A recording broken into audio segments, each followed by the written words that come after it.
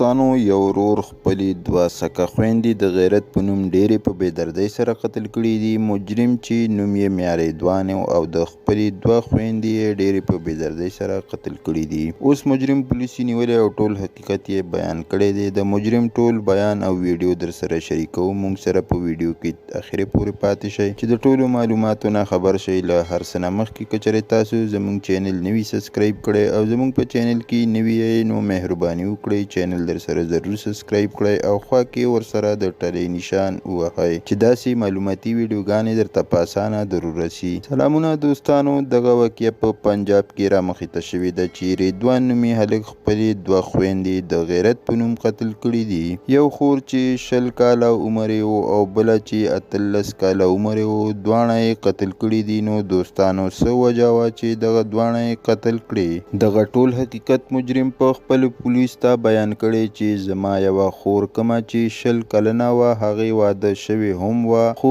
د خپل خاوند نه یې طلاق واخیستو او د بل هلک سره یې تعلقات جوړ کړي وو او د مدرسې په بهانه به هغه هلک سره په هوټل ته تلله او هلته به یې ورسره ناروا کارونه کول او شپې به یې ورسره کولې. او دویمه هم دغسې 2 ځله د کور نه تللې وه او چې هغه به هم د مدرسې بهانه کوله. بیا موږ له مدرسې نه بنده کړه، خو هغې به هم دغسې کارونه کول او زموږ د عزت به یې خیال نه ساتلو او خپله عیاشي به یې کوله. ډېر ځله مې منې کړي وو خو دواړو به نه منع کېدل او آخر چې زما عزت یې د خاورو سره خاورې کړو نو ما بیا دغه دواړه په کور په کمره کې بند کړل او په لوپټه مې ورته په غاړه کې واچوله او پانسي مې کړل. نو له دې کار کولو نه بعد بیا زه پولیسو ونیولم. هغه دا وویل چې زه په داسې کار کولو نه یم خفه، څه چې ما کړي د خپل عزت لپاره مې کړي دي او که زه پانسي هم شم نو هیڅ پروا مې نشته،